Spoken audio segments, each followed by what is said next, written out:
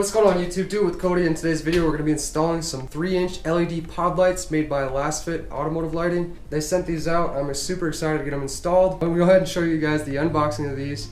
I'm going to show you how I run the wiring harness through my truck, through the firewall, where I decide to mount the switch inside my truck. And I'm also going to show you guys what these look like at nighttime, how far they project. These are the spot versions, so I'm assuming that these are going to go super far. They're going to be super bright. So hopefully you guys enjoy this video.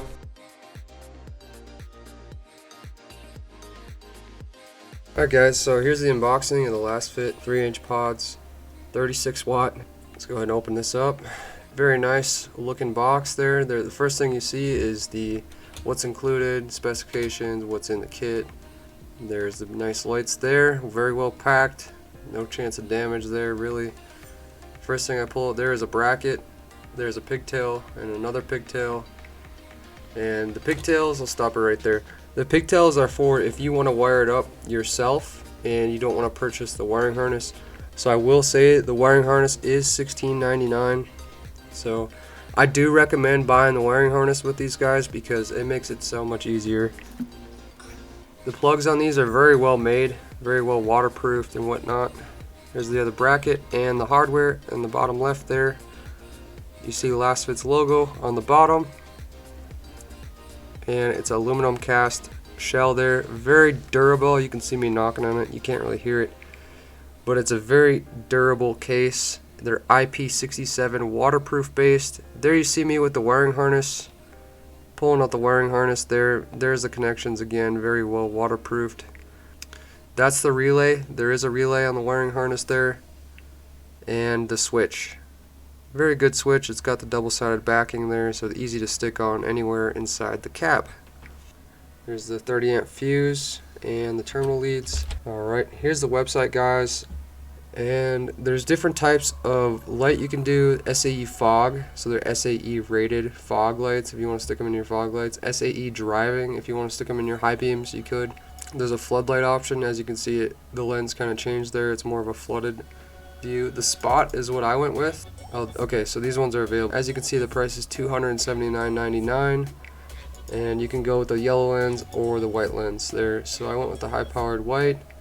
They make a fog and driving, but the spot, as you can see here, here's the spot guys. The reason why I went with the spot, these are pretty much a deer light for me. You can see how far they project outwards, so I really wanted that. I want to angle them a little bit off to the side on my truck.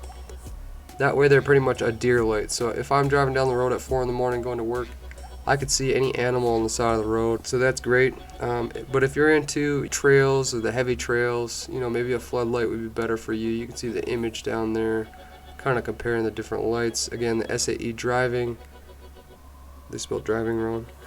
SAE fog, they got the different lights there. Let's go to the more details here. So like I said, there's the 18 watt and the 36. The 36 are going to put on more lumens and whatnot. It's also going to run at 2.7 amps at 14.2 volts. There's the operating temperature, the weight of these, what's included in the box. I guess we could go over that. So for this price of both of these, you get two of the pod lights. You get the Dutch style wiring tails and then the mounting brackets and hardware. That's all you get. It does not include the wiring harness, but if you want to buy the wiring harness, I'll link that too. You just go to off-road and wiring harness accessory, and there you can see there's the wiring harness with the built-in relay, 30 amp fuse, switch and whatnot. So that's there. I recommend that when you buy these as well. It just makes it that much easier guys. Let's go back to the pods here. We'll go a little bit into, so it's a TIR optic technology, really good stuff guys. The OSRAM LEDs, as you can see here, very well built. And then if you're into the light projection and comparing it to other cheap pods, you know, you can see that there's a science behind this guys. Thermal management, I really do like the heatsink on this device. I really think it looks really cool. It's got a cool design. Also, when you're putting on your brackets to mount these, make sure they're facing this way. When I first put these on, I actually put the bracket, I mounted the light on backwards and I couldn't really get much tilt, so you make sure you put it on with the slots going down facing forward with the light. Here's the ventilation, very well done. And again, the different types of light you can get. I went with the spot because I think that will benefit me the most on my truck. here's the measurements. If you need to stick this under a grill or in a fog light, at least you know the dimensions and if this thing is going to fit or not. It's all right here. Again, here's the specs. If you want to look out the lumens, I mean, the spot white ones, 6276K color. That's pretty much matching my high and low beams, the white, bright white LED, which I absolutely love. So that's going to do it for the unboxing. I want to go over some of the tools that you might need for this installation. The first things first is the Adafuse Micro 2 Adafuse kit. You can get this on Amazon. I'll link it down below. It's got 8 Adafuses. It comes with a pack of 10 amp fuses. That's what I used. You got your wire strippers, good ones. Here's an Allen key. You might need some Allen keys. I don't know the exact size, but a set of Allen keys. You will need that to tighten down the pods to the actual bracket. A ratchet wrench with a 15mm deep socket for taking off the bracket between the firewall. You will need a 13mm deep socket for your hood bolts, and you will need a 1/2 inch open end wrench for your pod light bracket to the actual metal bracket underneath the hood. Crescent wrench, 4-inch wire ties, aka zip ties. I also recommend 8-inch zip ties too. I'll link those as well. Some cutters. This is good for cutting zip ties. Let's go back to this. Here's some plastic pry tools for applying wire between your plastics in your vehicle. If you want it, those are really helpful for doing stuff for running wires in your vehicle. Sharpie, masking tape. Here's a heat shrink tube kit. I also got on Amazon. It's got a bunch of different sizes. That came in really handy. And just a regular lighter, or if you have a heat gun, that works too. Soldering iron. You can go the soldering iron route if you don't want to. There's quick connects you can use, which some people might prefer. Mounting brackets are in for the ditch lights. Here's what they look like. These are off of eBay. I will link these in the description. I'll try to find some on Amazon too. All you got to do is loosen up these 2 bolts. There's one right here, and there's also one down here. Loosen those 2 up. Do not take them completely off. All you're going to do is take your bracket and you're going to slide it under there, under those 2 bolts. And you could probably see that I have masking tape on here. What I recommend doing before you guys install this is taking some masking tape and putting it around this metal bracket here. That way when you loosen these bolts, this hood is actually going to slide around a little bit. So by putting tape here and making a little mark, it's going to be way easier to line this back up. When you tighten these back down, you can adjust the hood. That way it won't affect the whole alignment of your hood. But I'm going to try to just hold this bracket up so you guys can see how it works here. There's also a cord on this side. You're going to want to go up under that cord, loosen the bolts, and slide that into place. So let me get these mounted up. These are a 13mm bolt. So I'm going to go ahead and just loosen them up. And there goes the hood. The hood just started to fall there, as you guys can probably see. Now, let me get you a little closer here. Now that the bracket's on there, it's still not fully secured. So what you're going to want to do is try to align your marks just how they were, which it looks like I need to come down a little bit. I need to come down just ever so slightly. I'm just going to pull down on top of the hood there. You see it kind of loosened up and get it to where it needs to be. Yeah, I think we're looking good. I think I'm going to tighten it down and we'll see how it closes.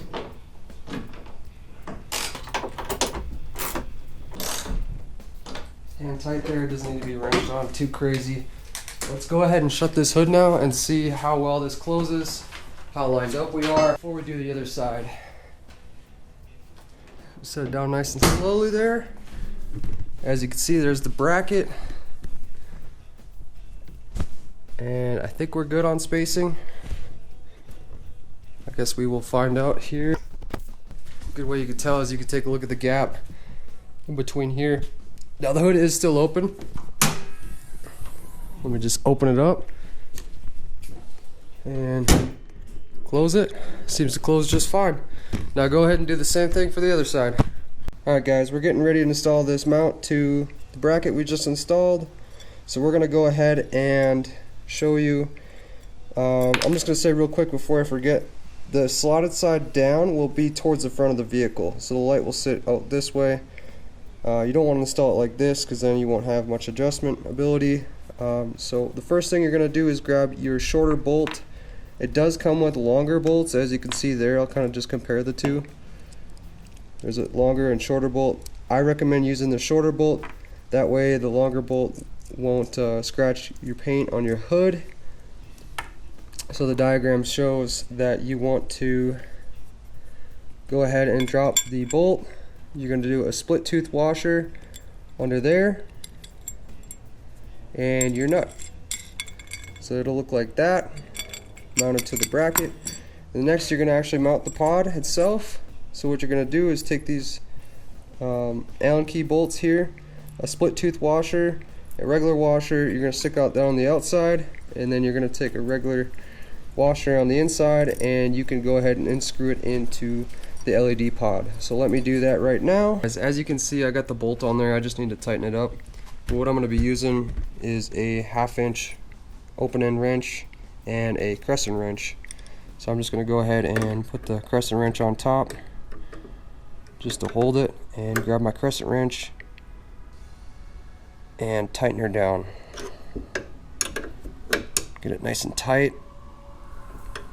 I'll come back later and adjust these. Okay, that's pretty tight. Now I'm going to go ahead and throw the pod on there. Pod light is on there. I'm just tightening up the Allen bolts right now, and I'll come back later and loosen these up and adjust where exactly I want this pod to be facing. I'm just kind of guesstimating right now. There we go, nice and secure on there. Alright guys, I don't know how well you can see it, but here is the piece on your firewall that you unbolt, and these are 15mm bolts, so I recommend using a 15mm deep socket. All you got to do is go under your dash, under the steering wheel area, and hit it with the 15mm. Back this plate off, and you'll be able to pull it out from right down here. And as you can see, I've already hardwired my dash camera, but I hardwired my dash camera to my fuse box. That way my dash camera powers on whenever I turn the key. So you can see that that's the one line already running through there. So what I'm going to do next is I'm going to drill another hole for running that other wire for the switch to the pod lights through this. I'll bolt it back up through the firewall. I'll get the cords all nice and tucked away. I'm really big on cable management. We'll get that nice tucked away, and I'll show you guys how I did it. Alright YouTube, here's my plan. So here's the wiring harness. This is what needs to get through the firewall. It is the switch for the pod lights. It comes off right here, which is nice. So I'll take that and I'll put that on the inside of my truck. What I'm gonna do for this is I already peeled back this insulation a little bit. I'm gonna go ahead and snip it right down here. I'm gonna snip all 3 of these, and what I'm gonna do is I will drill a hole through this piece right here, and I'll run these 3 wires through, and then I'll go back and from the inside I will reconnect these, probably with solder and a little bit of shrink wrap, and I'll reapply this tubing. That way I'll have a nice small hole. This will be able to get through there, no problem. That way water can't get inside the cab or mess with the wires. You guys don't have to do that. You could drill a hole big enough to just slip this through if you really wanted, but I'm, like I said, very big on cable management and waterproofing.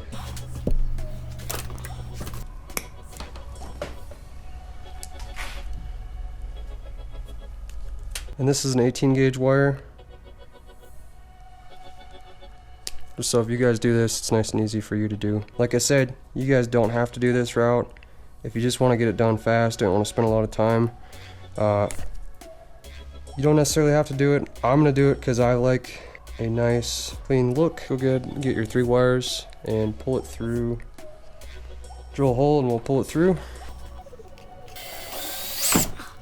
Careful when doing that. Tuck this back in here.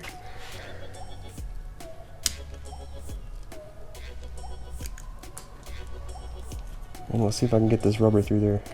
Okay. Alright, finally got it through there. I'm going to go ahead and keep pulling.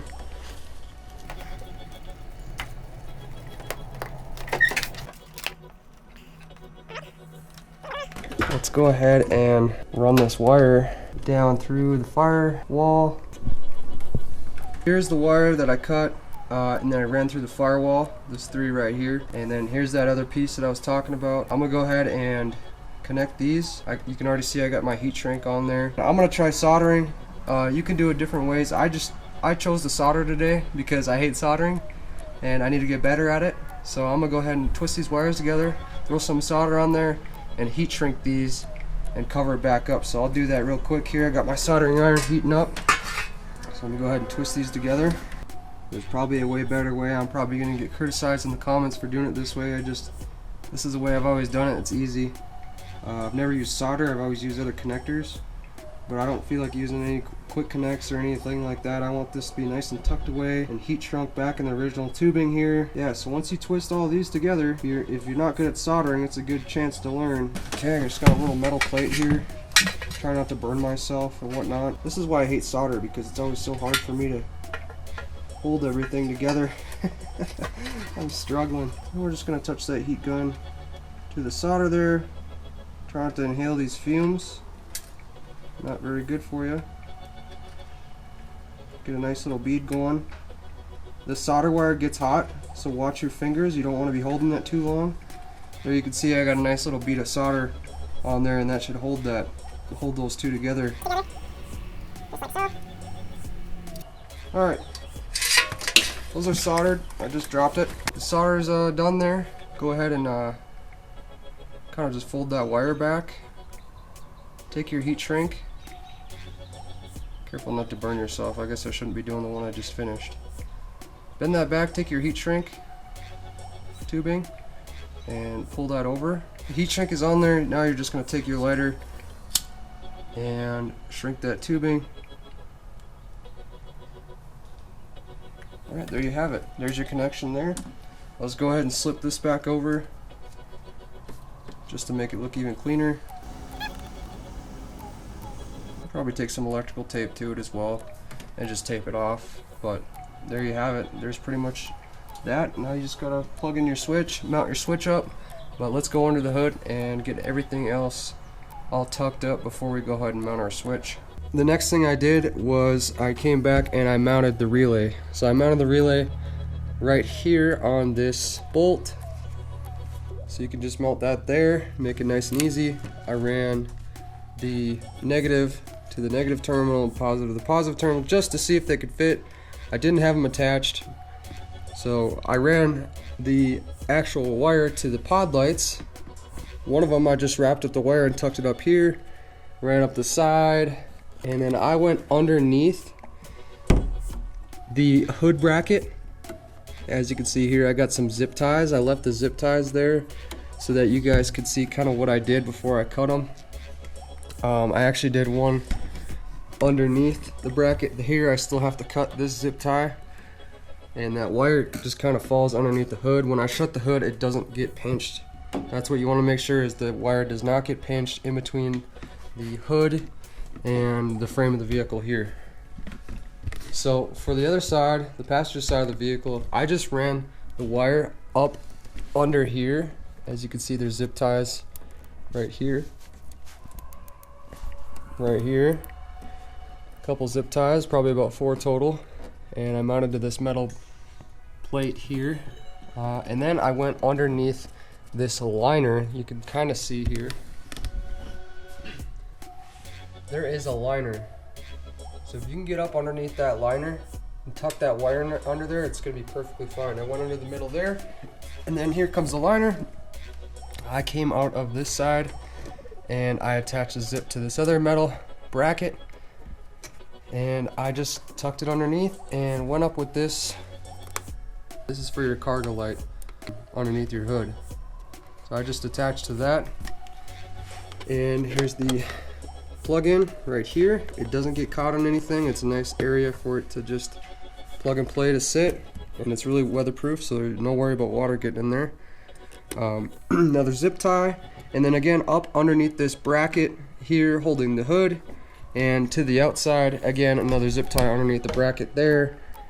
Just make sure that wire does not get pinched as you shut the hood, and that is how I wired my wiring harness. I also want to talk about this switch, right? So like I said, the vehicle is off. This light still stays on. It's still connected to the battery. It's still drawing a little bit of power to power this LED. These lights can still be switched on even though the vehicle is off, which I don't recommend, because these pod lights draw a lot of amps from your battery. So you could drain your battery real fast. I recommend the vehicle running. So as a safety precaution, what I'm going to do about that is I'm gonna tap into this wiring harness. I'm gonna disconnect, obviously, and I'm gonna tap into this wiring harness. I'm gonna find the white wire. I'm gonna run the white wire to a fuse in my fuse box, and you can see previous fuse tabs I've used in there for other devices in my truck. I'm gonna find another 10 amp fuse in there to tap into. So I will show you guys how I do that once I get this wire stripped. Now I just picked up some 16 gauge wire from Ace Hardware. I got 3 feet. I think it was like a little over $3. So I just got it cut there. We'll go ahead and put my shrink wrap over it. Here's my Micro 2. So if you got a 2015 RAM like mine, or the 4th gen RAM, you more than likely have the Micro 2 fuses in your fuse box. So I'll link this down below. This is a fuse tap set of Micro 2 fuses and 10 and 20 amp fuses with it. But I'm gonna go ahead and add my fuse, my wire to my fuse tap. I'll just stick it on there, push it in there really good, and go ahead and crimp that down. Okay, as you can see, my wire's not going anywhere. I'm just gonna hit it again. Grab your heat shrink, pull it over that, and that's good enough. Go ahead and grab a lighter or a heat gun. Okay, that's all shrunk down as you can see. And I got 2 10 amps on the fuse, add a fuse. Now I'm gonna go over to the truck, and you can see I already got a couple add a fuses in there. One's for my dash camera and the other one is for something else. I think it might be my radar detector. But I'm gonna be using this slot right here. This slot, you can see it's empty right there. I'll be doing my add a fuse. So I tested this fuse. It only comes on, the key is in the ignition and the key is turned to the run position. So that'll turn off that light. So now what I'm gonna do is I'm just gonna plug that in there, and the vehicle doesn't have a key in it. So I'm gonna run my wire outside my fuse box. I'm actually gonna close my fuse box if I can. Okay, so I ran that wire, as you guys can see, out the back side there. There's a nice little opening you can run your wire through. Go ahead and shut your fuse box, and I'll run my wire all the way over. Looks like I'm just gonna have enough to this white one, which I'm about to cut. The fuse is pulled, so I know there's no power to this. And if you want to be extra safe, go ahead and disconnect your wiring harness from the battery, which you should do. So I'm gonna go ahead and cut that white wire and wire it up, make sure it works, and I'll show you guys the end result. So I just twisted those wires together. I don't know why I went with the 16 gauge. I would have been fine with an 18 gauge wire. 16 gauge is a little overkill, but it still works. So you can see I just got the wires twisted together. I'm about to solder them. I just want to see if this works. So I just threw the fuse back in there, made that connection, and as you can see, that white wire is going to the fuse I said I would tap into, which is fuse number F96. That is going to be heated seats. The only time the heated seats come on is when the key is in the ignition on run. So the vehicle, you can see the light is off. So now if I put in the key, this should light up, and that'll be the little safety feature just so that you can't turn these lights on when the vehicle's off. That way you don't drain your battery as fast. There you can see the light has come on. If I click it, my pod lights just came on. Now if I turn this off, the lights turn off. If you guys want to go that route, just a little added safety feature so you don't run your battery out. But yeah, let me go ahead and just solder and heat shrink that wire there and tuck this all away, and the install will be complete.